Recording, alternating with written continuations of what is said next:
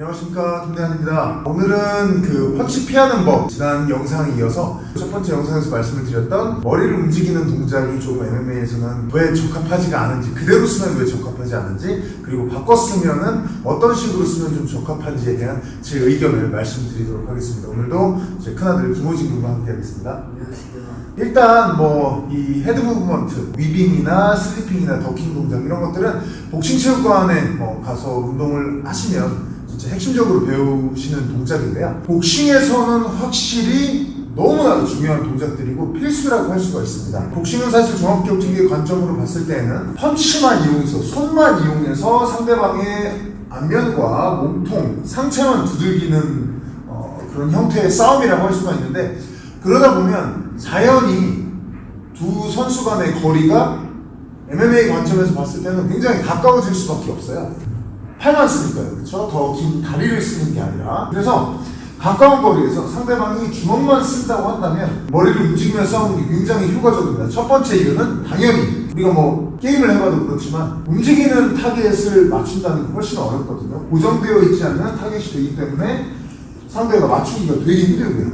두 번째는 거리가 가깝기 때문에 호진이가 펀치를 뻗었을 때 제가 머리를 움직여서 피하게 된다면 바로 공격으로 이룰 수 있고, 또 빠지게 돼도 또 공격으로 이룰 수 있고, 공수 연결에 굉장히 핵심적인 역할을 이 머리 움직임이 할 수밖에 없습니다. 이 복싱에서는 이 부분은 진짜 중요하다고 할 수 있겠습니다. 하지만 복싱에 비해서 거리가 멀어지는 종합격투기에서는 공수 연결의 키였던 이 머리 움직임이 상당히 또 약점으로 갑자기 변하는 그런 또 결과가 나오는데요. 이 복싱 거리에서 하나 이제 더 떨어지게 되면 여기서 머리를 움직였을 때 아까 같은 경우는 상대방이 사실은 여기서 그냥 펀치를 뻗지도 않습니다. 왜냐면 닿지가 않기 때문에 더 많은 이 푸더크라든지 페인트 동작이 상대 입장에서 들어가게 되고, 제가 그게 오지도 않았는데 머리를 막 움직이게 되면 오히려 여러 약점으로 작용을 해서 일단은 상대방에게 오히려 제 패턴이나 흐름 같은 걸 읽히게 되는 그런 결과가 많이 나와요. 그리고 두 번째로는 이게 제일 중요한데, 결국은 이 상태에서 게임이 좀 꼬이게 되면 발이 붙는 결과가 나옵니다. 종합격투기에서는 계속 말씀드리는 대로 싸우는 사람 간의 거리가 멀기 때문에 푸더크를 계속 쓰는 게 핵심인데 발이 붙어버리는 결과가 나옵니다. 전성기에 사실은 마이크 타이슨도 본인이 밀고 들어가고 흐름이 좋을 때는 절대 그렇지가 않았는데, 제임스 더글라스 전도 그렇고 뭐 홀리필드 전도 그렇고 본인이 잽 같은 거를 좀 세게 맞게 되면 막 이런 식으로 밀고 들어가는 게 아니라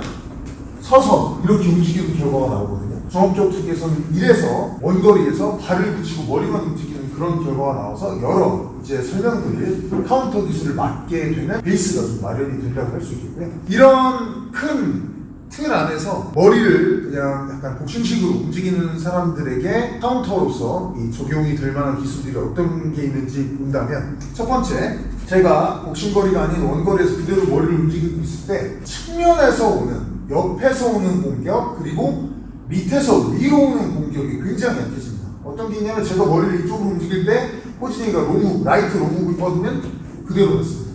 머리를 이쪽으로 움직이면 측면에서 오는 공격이 되게 약해지고요. 사실은 펀치보다도 더 위험한 게 바로 하이킥입니다. 왼발 하이킥. 이쪽으로 쏘일 때, 그쵸.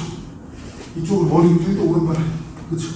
이게 옛날에 K1에서 우리나라 원래 복싱 챔피언이셨던 최영수 선수가 K1에 가서 싸울 때 마사토 선수에게 왼쪽 하이킥으로 마사토 선수가 카운터를 했던 적이 있거든요. 앤더슨 실바가 비토 벨포트에게 뮤토 마치다가도 썼었던 정면으로 차는 앞발 프론트킥 같은 경우도 이렇게 움직이고 있어 앞발로 차게 되면 되게 위험하고, 임현기 선수의 약간 그 교통사고 니킥 같은 경우도 상대방이 머리를 이쪽으로 뻗었을 때 들어와서 차는 경우가 굉장히 많습니다. 이 부분이 어떻게 본다면 원거리에서 머리를 움직였을 때 측면과 밑에서 위로 올라오는 원거리에서 나오는 공격들에게 좀 약하다고 할 수 있겠고요. 그리고 아까 말씀드린 대로 상대방이 멀리 있는데 머리를 움직이다가 보면 발이 따라가지 않는다면 계속 움직일 수 있는 게 아니라 발이 붙은 상태에서 자기가 움직이다가 머리가 정지가 되게 돼 있어요. 정지가 될 때 잽으로 또 그렇죠. 움직이다가 제가 앉아서 멈췄을 때 그렇죠. 머리가 멈추는 순간에 원거리에서의 잽이나 스트레이트의 타겟이 됩니다. 이거는 실제로 종합격투기 선수와 복싱만을 하신 분들이 스파링을 하시면 나옵니다. 이거는 뭐 어떤 게 낫다 이런 게 아니라 MMA 선수가 커버하는 거리가 길기 때문에 아예 정통 복싱 싸움을 할 것 없이 밖으로 도망다니면서 넓게 쓰면서 툭툭툭 이런 게임을 할 때 되게 많이 나옵니다. 머리 움직임이 끝났을 때의 직선 펀치의 타겟이 되기가 되게 쉽고요. 정통 복싱 같으면은 호진이가 펀치 뻗을 때 타고 들어가겠지만 이 멀리에서 제가 움직일 때 이때는 빠지다가 제 움직임 정지했을 때 뚱, 그렇죠. 움직이다가 정지했을 때 뚱. 이때 제가 거리를 커버하면서 들어가려고 해도 이미 복싱 거리가 아니기 때문에 상당히 좀 복싱식의 그 머리 움직임을 쓰기 좀 힘들다고 할 수 있겠습니다. 마지막으로 세 번째로 또 약한 게 생각해 보시면 머리 움직임을 할 때 상대방은 로우킥이 올 때 다리를 들 수 있는 사람은 없어요. 머리를 움직이면 결국은 머리를 움직이는 것 같은데 실제로 막 복싱이나 킥복싱을 해보신 분들은 배우실 거예요. 머리를 이렇게 움직이는 게 아니라 어깨 상체와 무릎을 이용한 하체를 이용해서 같이 몸을 흔들어주는 거기 때문에 사실은 여기서 다리를 드는 디펜스를 하는 게 원리상 불가능합니다. 그러니까 사실은 저도 예전에 킥복싱을 배울 때 가장 먼저 배웠던 원리 중 하나가 상대방이 복싱을 해서 머리를 많이 움직이는 사람이면 이때 절대 하지 말아야 될 게 직선잽, 가까운 데에서의 직선잽, 이때 이걸 타고 들어가야 돼요. 근데 이때 로우킥만 일단 차라고 들었어요. 그렇죠. 왜냐하면 다리를 들어서 방어하는 게 원리상 굉장히 힘들거든요. 아까 말씀드린 대로 측면에서 오는 공격, 머리 멈췄을 때의 직선 공격, 머리 움직이는 상황에서의 로우킥에 대한 공격, 이런 약점들이 있기 때문에 그대로 머리 움직임을 그 복싱에서 쓰는 그대로 종합격투기 거리에서 쓰는 것 자체는 상당히 좀 위험하다고 할 수 있겠습니다. 종합격투기에서는 그러면 머리 움직임은 아예 쓸모가 없는가? 절대 아닙니다. 종합격투기는 진짜 기술에 대한 한계를 그어놓고 제한을 그어놓으면은 그어놓은 사람에게 손해라고 할 수 있거든요. 어떤 기술이든 오랫동안 또 한 무술에서 발전을 해온 기술들은 그 가치가 다 분명히 있기 때문에 어떤 식으로 본인의 스타일에 맞게 변형해서 쓰느냐가 다른 사람에 비해서 본인이 열린 마음으로 받아들여서 그렇게 응용을 하면 다른 사람에 비해서 본인의 어떻게 보면 강점이 되거든요. 그런 점에서 봤을 때 종합격투기에서 좀 이 머리 움직임을 이용해서 쓸 수 있는 방법들을 제가 생각해 본 것들을 설명해 드리도록 하겠습니다. 첫 번째는 무조건 머리만 절대 움직이지 말고 발과 같이 움직인다, 스텝과 같이 쓴다고 아예 진짜 생각을 하시는 게 좋아요. 머리만 움직일 거면 아예 하지 마시고요, 발과 같이 움직이는 걸로 개념을 갖고 가시는 게 제일 좋습니다. 일본의 유명한 이 타격 코치인 요시타카 히로무는 뭐라고 얘기를 하냐면, 본인은 머리를 움직이라고 제자들에게 주문한 적은 단 한 번도 없다. 단 발을 움직여서 몸 전체를 이동시키고 움직이는 표적이 돼야지 어떻게 본다면 고정되어 있는 타겟이 되는 것을 피하라고 가르친다고 얘기하거든요. 저는 이 말에 정말 동감을 하고 제가 굉장히 많이 배운 말입니다. 종합격투기에서 도미닉 크루즈나 코디 가브란트나 TJ 딜라슈나 다 이런 식으로 머리 움직임을 씁니다. 특히 들어가는 동작보다는 이걸 많이 해보시려면 상대방이 펀치가 올 때 빠지는 스웨이 동작 같은 걸 많이 해보시면 좋아요. 이때 발을 스텝을 빼서 나가는 거를 저는 말씀을 드렸고, 지난번에 펀치 피하는 영상에서 아예 빠지는 연습을 좀 많이 하라고 말씀을 드렸는데요. 이때 발이 가는 쪽으로 같이 머리가 빠져주는 거죠.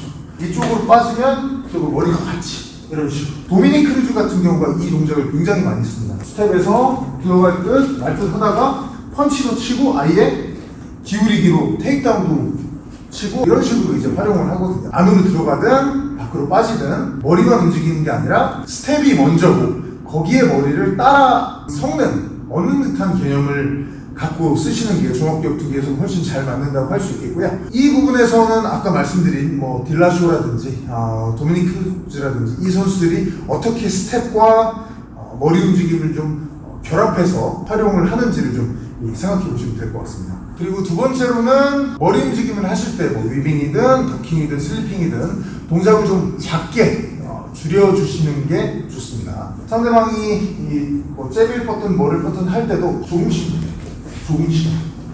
반경 자체를 좀 줄여서 대신에 머리 움직임은 좀 줄이고 거기다가 푸더크를 좀 많이 섞어서 좀 움직이는 거를 핵심으로 갖고 가시면 되겠고요. 세 번째, 제가 어떻게 보면 생각하는 머리 움직임 활용도의 좀 핵심이라고 할 수 있겠는데요. 무조건 전진을 하시면서 헤드 무브먼트를 사용하고 싶으시면 레슬링과 결합을 하셔야 됩니다. 그리고 역시 가까운 거리에서부터 시작을 하셔야 되겠죠. 원거리에서는 머리를 움직이실 필요가 절대 없습니다. 원거리에서는 푸드워크 위주로 가서 근데 상대방이 별게 없어요. 안 들어와요. 그럼 내가 페인트 넣어보고 잽 넣어보고 갑자기 넣어보고 하다가 이제 들어가야지 좀 좁혀졌어요.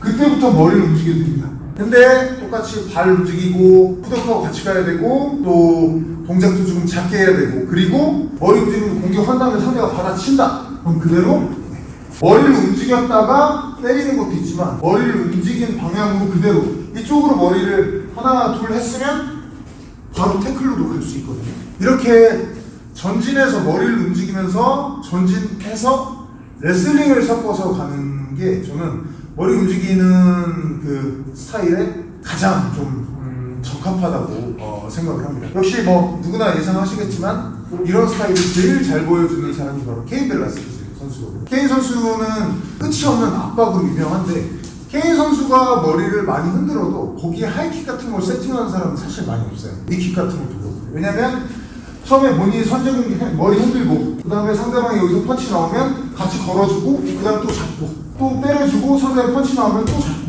이런 식으로 계속 상대를 앞으로 가면서 발이 붙지 않고 압박을 하기 때문에 전성기에 케인 벨라스케즈에게는 머리 움직임에 대한 카운터들을 세팅하기가 굉장히 힘들었고요. 케인 벨라스케즈의 이런 효율적인 머리 움직임들이 무너졌던 경기를 또 저희가 배울 수가 있는 게 바로 파브리시오 배우등전입니다. 배우등전을 보시면 벨라스케즈가 결국에는 마지막에는 길로틴으로 지긴 했는데 그 전 경기를 보면 그런 태클에 대한 케인 벨라스케즈의 가장 진짜 잘 쓰는 태클이 아웃사이드로 빼고 당겨서 백잡고 이런 기술들을 되게 많이 쓰는데 이 아웃사이드 태클 자체가 바로 길로틴으로 걸릴 수가 있거든요. 이거는 거의 뭐 약간 체스 같은 겁니다. 체스의 뭐 카운터 같은 건데요. 이거를 조금 케인 선수가 뭐 두려워했는지 꺼려했는지 모르겠는데 그래서 배우등전을 보면 1라운드 때 태클을 드러내고 태클을 이제 삭제를 하고 경기를 하거든요. 그러니까 그 효율적이었던 케인 선수의 머리 움직임이